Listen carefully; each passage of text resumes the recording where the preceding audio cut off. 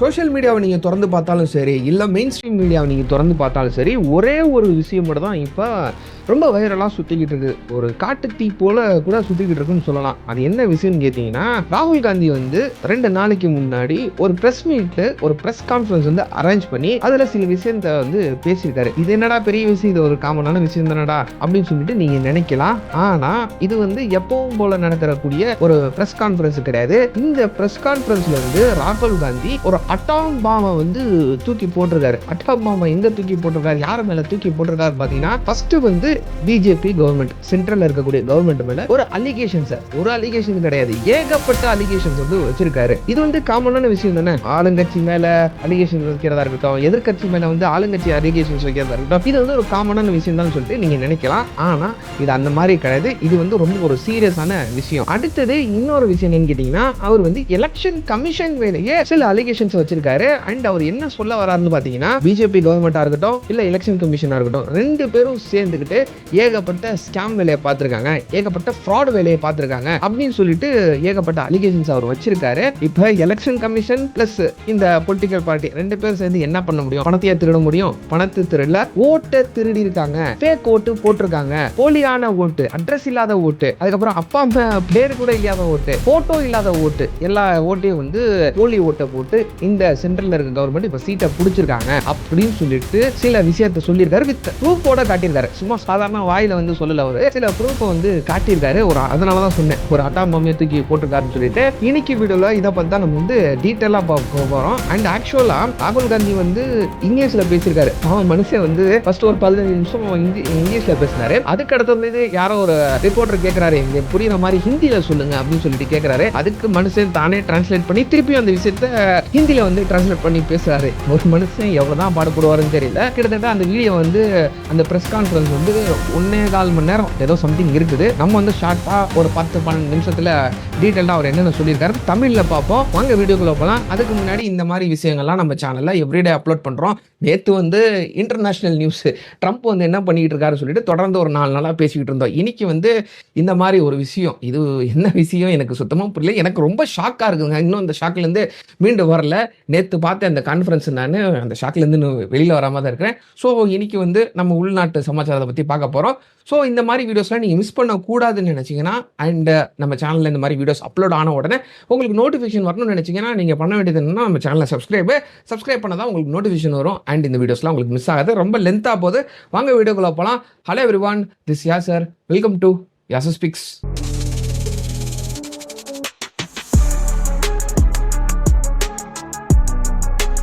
ஆக்சுவலாக 2 நாளைக்கு முன்னாடி இந்த ப்ரெஸ் கான்ஃபரன்ஸை அரேஞ்ச் பண்ணி இந்த ப்ரெஸ் கான்ஃபரன்ஸ் வந்து ஏகப்பட்ட ப்ரூஃபை காட்டியிருக்காரு. மனுஷன் ஏகப்பட்ட எவிடன்ஸை காட்டியிருக்காரு. பிஜேபி வந்து ஃப்ராடுத்தனம் பண்ணி தான் சென்ட்ரலில் சீட்டை பிடிச்சிருக்காங்க. அண்ட் இதுக்கு வந்து எலெக்ஷன் கமிஷனும் உடந்தையாக இருப்பாங்கன்னு சொல்லிட்டு எனக்கு தோணுது அப்படின்னு சொல்லிட்டு எக்கச்சக்கமான ஒரு ப்ரூஃபு அட்டாம் பாம்பை வந்து தூக்கி போட்டிருக்காருன்னு சொல்லலாம். இப்போ இந்த அட்டாம் பாம்பை தூக்கி போடுறதுக்கு மனுஷனுக்கு எப்போ தோணி இருக்குது, எப்போ மனுஷன் வந்து எங்கே ட்ரிகர் ஆயிருக்காருன்னு பார்த்தீங்கன்னா, கர்நாடகா சட்டமன்ற தேர்தல் ஒன்று நடக்குது. 2023 மே மாதம்னு நினைக்கிறேன். அந்த டைமில் சட்டமன்ற தேர்தல் நடக்குது. அப்பயே மனுஷன் என்ன சொல்லிட்டு இருந்தாருன்னு பார்த்தீங்கன்னா, எப்பா இங்கே வந்து ஏகப்பட்ட ஃபோர்ஜரி வேலைலாம் நடக்கிற மாதிரி எனக்கு தோணுது, ஏகப்பட்ட தில்லுமல்லு வேலைகள்லாம் நடக்கிற மாதிரி எனக்கு தோணுது அப்படின்னு சொல்லிட்டு மனுஷன் வந்து கத்திக்கிட்டு தான் இருந்தார். பார்லிமெண்ட்டில் வந்து இதை பற்றி பேசுறதா இருக்கட்டும், மீடியாஸ் முன்னாடி வந்து பேசுறதா இருக்கட்டும், இந்த மாதிரி ஏகப்பட்ட விஷயம் வந்து சொல்லியிருந்தாரு. ஆனால் அது வந்து ஒரு மிகப்பெரிய கான்ட்ரவர்சியாக மாறலை. ஏன்னா மக்கள் என்ன நினச்சிக்கிட்டு இருக்கோம், நான் வீடியோ ஆரம்பத்தில் சொன்ன மாதிரி தான், இப்போ வந்து ஆளுங்கட்சி வந்து எதிர்கட்சி மேலே இந்த குத்தத்தை சொல்றதா இருக்கட்டும், இல்லை எதிர்கட்சி வந்து ஆளுங்கட்சி மேலே வந்து குத்தத்தை சொல்றதா இருக்கட்டும், இது வந்து ஒரு காமனான விஷயம் தான் சொல்லிட்டு மக்களும் கேஷுவலாக எடுத்துக்கிட்டாங்க.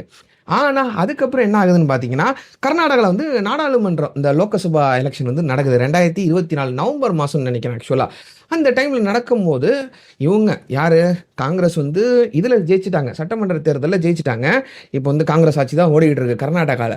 ஆனால் நாடாளுமன்ற தேர்தலில் வந்து தோற்று போயிடுறாங்க கர்நாடகாவில். அவங்களுக்கு வந்து ஒரு டவுட் வருது, ஏன்னாப்பா சட்டமன்ற தேர்தலில் வந்து ஜெயிச்சிருக்கோம், நாடாளுமன்ற தேர்தலில் வந்து தோத்துட்டோம் அப்படின்னு சொல்லிட்டு அவங்களுக்கு ஒரு டவுட் வருது. அதே மாதிரி கொஞ்ச நாள் கழிச்சு மகாராஷ்டிராவில் வந்து சட்டமன்ற தேர்தல் வந்து நடக்குது. சட்டமன்ற தேர்தலில் வந்து காங்கிரஸ் நல்லா பர்ஃபார்ம் பண்ணியிருக்காங்க.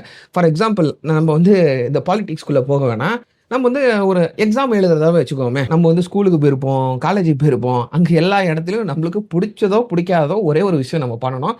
அதுதான் எக்ஸாம். இப்ப எக்ஸாம நம்ம எழுதணும்னு வச்சுக்கோங்களேன். ஒரு 100 மார்க்ஸ் எக்ஸாம் இருக்குது. அதுல வந்து ஒரு 50, 60 மார்க் நான் வந்து ஆவரேஜ் ஸ்டூடண்ட் தான். நான் என்னைய பத்தி நான் சொல்லிக்கிறேன். 50, 60 மார்க் நான் எழுதியிருக்கேன்னா, நான் வந்து எப்பா ஒரு 15 மார்க் போச்சுனாலும், ஒரு 20 மார்க் போச்சுனாலும், இல்ல ஒரு 30, 35 ஆவரேஜ் வந்துருப்பா அப்படின்னு சொல்லிட்டு ஒரு கால்குலேஷன் போட்டு தான், ரஃப் கால்குலேஷன் போட்டு தான் நான் வெளிய வருவேன். அதே மாரி தான் எல்லாருமே. சில பேர் 100க்கு எழுதிட்டு, அப்பா அவுட் ஆஃப் 40 வந்திருப்பான் அப்படின்னு சொல்லிட்டு எக்ஸ்பெக்ட் பண்ணிக்கிட்டு இருப்பாங்க. சில பேர் வந்து இல்லப்பா 20 மார்க் போகும்ன்னு சொல்லிட்டு ஒரு ரஃப் கால்குலேஷனோட தான் நம்ம எல்லாருமே வெளிய வருவோம். அதே மாரி தான் இங்க எலக்ஷன்னு ஒண்ணு நடக்குதுன்னா, ஒரு கருத்து கணிப்பு வந்து எல்லாருமே எடுப்பாங்க. அந்த கருத்து கணிப்புல இவங்க எப்பா இத்தனை சீட் நம்மளுக்கு வருப்பா அப்படின்னு சொல்லிட்டு ஒரு ப்ராபபிலிட்டியே ஒரு ரஃப் கால்குலேஷனை இப்போ காங்கிரஸ் போட்டு வச்சிருக்கோம். அதே மாதிரி தான் பிஜேபி போட்டு வச்சிருக்கோம். இப்போ காங்கிரஸ் போட்டு வச்ச அந்த ரஃப் கால்குலேஷனுக்கும் பிளஸ் இந்த மகாராஷ்டிராவோட சட்டமன்ற தேர்தலில் ஒரு ரிசல்ட் வந்துச்சுல்ல, அந்த ரிசல்ட்டையும் ஒரு வந்து இது பண்ணி பார்க்குறாரு, கம்பேர் பண்ணி பார்க்குறாரு. கம்பேர் பண்ணி பார்த்ததுல அது வந்து 50-60% வந்து வித்தியாசம் வருது. இந்த வித்தியாசம் வந்ததுக்கப்புறம் ஹரியானாலையும் சேம் இதே மாதிரி ஒரு வித்தியாசம் வருது. இதெல்லாம் பார்த்துட்டு மனுஷன் சரி இதை பற்றி ஒரு இன்வெஸ்டிகேஷன் நம்ம பண்ணணும், இதுக்கு வந்து ஒரு எவிடன்ஸ் நம்ம திரட்டணும் அப்படின்னு சொல்லிட்டு ஃபர்ஸ்ட் என்ன பண்றாருன்னு பார்த்தீங்கன்னா, இந்த எவிடன்ஸ்லாம் ஒரு திரட்டல ஃபர்ஸ்ட் வந்து எலெக்ஷன் கமிஷன்ட்ட போறாரு. எலெக்ஷன் கமிஷன்ட்ட போயிட்டு எப்பா இந்த மாதிரி ஏகப்பட்ட வித்தியாசம் வருதுப்பா, கருத்து கணிப்புல ஏகப்பட்ட வித்தியாசம் வருதுப்பா, நாங்க ஒரு கால்குலேஷன் போட்டு வச்சிருந்தோம், அதுல வந்து ஏகப்பட்ட வித்தியாசம் வருதுப்பா. இப்போ நம்ம எக்ஸாம்ல 100 மார்க் எழுதியிருப்போம், அதுல வந்து 10 மார்க் 20 மார்க் வந்துச்சுன்னா நம்ம வந்து போய் கேட்போமா மாட்டோமா? இந்த ரீவேல்யூவேஷன் போடுவோம்ல, அந்த மாதிரி ரீவேல்யூவேஷன் போடுவோம் போட மாட்டோமா? அதே மாதிரி தான் இவர் வந்து ஒரு நடவடிக்கை எடுக்கலாம்னு சொல்லிட்டு எலெக்ஷன் கமிஷன்ட்ட எங்களுக்கு ஏதாச்சும் ப்ரூஃப் இருந்தா கொடுங்க, இந்த டிஜிட்டல் ஓட்டர் ரோல் இருக்கும்ல, ஏன்னா இப்போ வந்து நம்ம டிஜிட்டலில் தான் ஓட்டு போட்டிருக்கோம், ஸோ அந்த ஓட்டர் ரோல்ஸோட காப்பீஸ் இருந்தால் கொடுங்க, அண்ட் அதே சமயத்தில் எனக்கு வந்து சிசிடிவி ஃபோட்டோஸ் இருந்தால் கொடுங்க அப்படின்னு சொல்லிட்டு இவர் வந்து கேட்குறாரு. அதுக்கு இந்த எலெக்ஷன் கமிஷன் என்ன சொல்கிறாங்கன்னா, இல்லை அதெல்லாம் நாங்கள் கொடுக்க முடியாது. ஆக்சுவலாக இவர் கேட்டதுக்கு அப்புறம் 45 நாளில் இந்த டேட்டாஸ் எல்லாத்தையும் அந்த சிசிடிவி ஃபுட்டேஜ் டேட்டாஸ் எல்லாத்தையும் டிலீட் பண்ணுற மாதிரி ஒரு சட்டத்தையே கொண்டு வந்துடுறாங்க, பாஸ் பண்ணிடுறாங்க.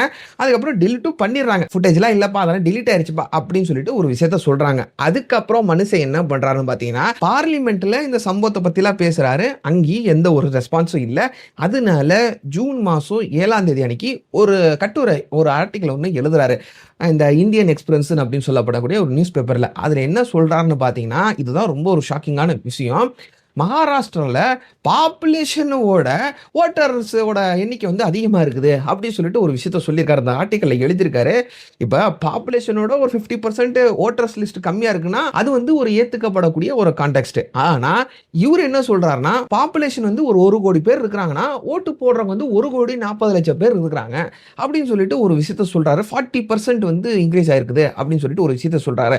அண்ட் அதே சமயத்தில் இன்னொரு ஃபிகரையும் அவர் மென்ஷன் பண்றாரு. அவர் என்ன சொல்றாருன்னா, மகாராஷ்டிரால வந்து நாடாளுமன்ற தேர்தல் முடிஞ்சு சட்டமன்ற தேர்தல் நடக்குதுல, அதுக்கு வந்து ஒரு 4-5 மாசம் கேப் தான் இருந்துச்சு. 5-6 மாசம் நினைக்கிறேன். அந்த கேப்ல தான் இந்த ஓட்டு வந்து ஸ்பைக் ஆயிருக்குது, ஹைக் ஆயிருக்குது அப்படின்னு சொல்லிட்டு ஒரு விஷயத்த சொல்றாரு. ஒரு ஃபிகரை மென்ஷன் பண்றாரு. அது என்ன ஃபிகர்னு பாத்தீங்கன்னா, 39 லட்சம் ஓட்டர் வந்து புதுசா ஆட் பண்ணிருக்காங்க அப்படின்னு சொல்றாங்க ஒரு 4-5 மாசம் இடைவெளியில. இது எவ்வளவு பெரிய ஒரு ஷாக்கிங்கான நியூஸ். ஏன்னா ஒரு 4-5 மாசத்திலேயே இவ்வளவு பேர் வந்து ஓட்டு போடுறதுக்கு ரெடி ஆகி வந்துருவாங்களா? எனக்கு சுத்தமா புரியல. உங்களுக்கு பதில் ஏதாச்சும் தெரிஞ்சுச்சுன்னா கமெண்ட்ல சொல்லிட்டு போங்க. இப்ப இத மாதிரிலாம் விஷயம் வருது, இந்த மாதிரி சம்பவம்லாம் நடந்து முடிஞ்சு இந்த ஆர்டிக்கல்லாம் எழுதி முடிச்சதுக்கு அப்புறம் ஒரு பிரஸ் கான்ஃபரன்ஸ்ல ஒரு விஷயத்த சொன்னாரு. என்ன சொன்னாருன்னா, நான் கூடிய சீக்கிரத்துல ஒரு ஆட்டம் பாம்பை ரெடி பண்ணிக்கிட்டு இருக்கிறேன், அதை போட்டு உடைக்கிறேன் பாருங்க அப்படின்னு சொல்லிட்டு இப்ப போட்டு உடைச்சிருக்காருல்ல, அதை வந்து ஃபர்ஸ்ட் சொல்லியிருந்தாரு.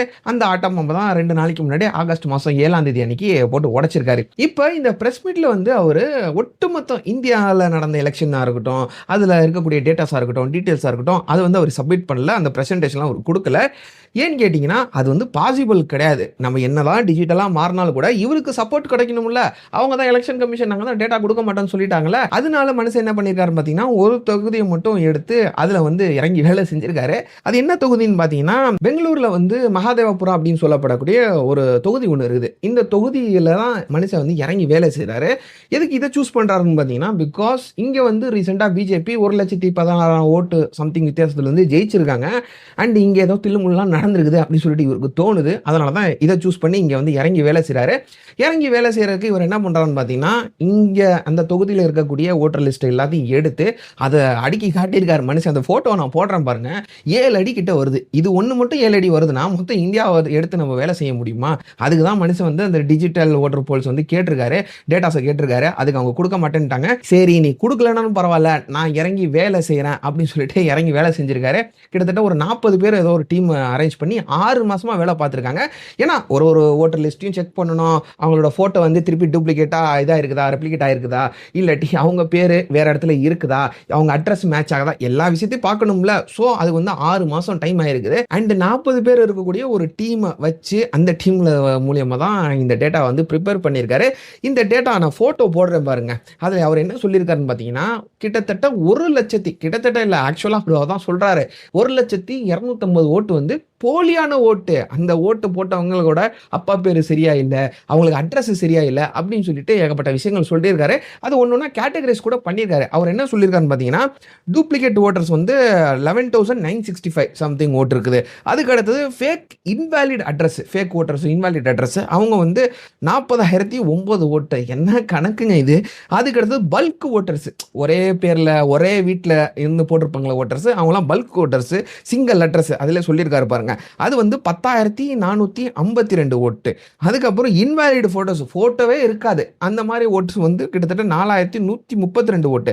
அதுக்கப்புறம் ஃபார்ம் 6 வந்து மிஸ்யூஸ் பண்ணியிருக்காங்க. அதில் வந்து 33,692 ஓட்டு. இந்த மாதிரி எல்லாத்தையும் புட்டு புட்டு புட்டு புட்டு மனுஷன் வச்சிருக்காரு. இதில் நான் உங்களுக்கு எக்ஸ்பிளைன் பண்ணி சொல்கிறேன். டூப்ளிகேட் ஓட்ஸ்னா என்னன்னு பார்த்தீங்கன்னா, இந்த 11,965 ஓட்டு இருக்குல்ல, இதில் ஒருத்தரோட ஃபோட்டோ போட்டு காட்டுறாரு அந்த பிரசன்டேஷனில். குக்கிராஜ் சிங் தாங் அப்படின்னு சொல்லப்படக்கூடிய ஒரு நபர்.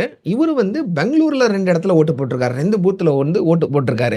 இதே பேரு, இவரே போட்டோ, இவர் வந்து 2 இடத்துல போட்டிருக்காரு. அதுக்கப்புறம் மும்பைல ஒரு இடத்துல போட்டிருக்காரு.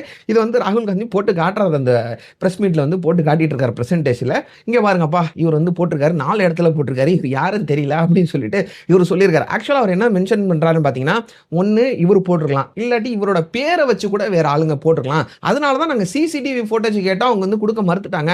சோ நான் அதனாலதான் எலெக்ஷன் கமிஷனுக்கும் பாஜகவுக்கும் ஒரு ரிலேஷன் இருக்குது, 2 பேரும் கூட்டு கலவானீங்க அப்படின்னு சொல்லிட்டு ஒரு விஷயத்தை மென்ஷன் பண்ணியிருக்காரு. அதுக்கு அடுத்தது வந்து இன்னொருத்தரோட பேர் கூட மென்ஷன் பண்ணியிருக்காரு, ஆதித்யா ஸ்ரீவாஸ்தவ் அப்படின்னு சொல்லப்படக்கூடியவர். இவரும் மல்டிபிள் ஸ்டேட்ல ஓட்டு வச்சிருக்காரு.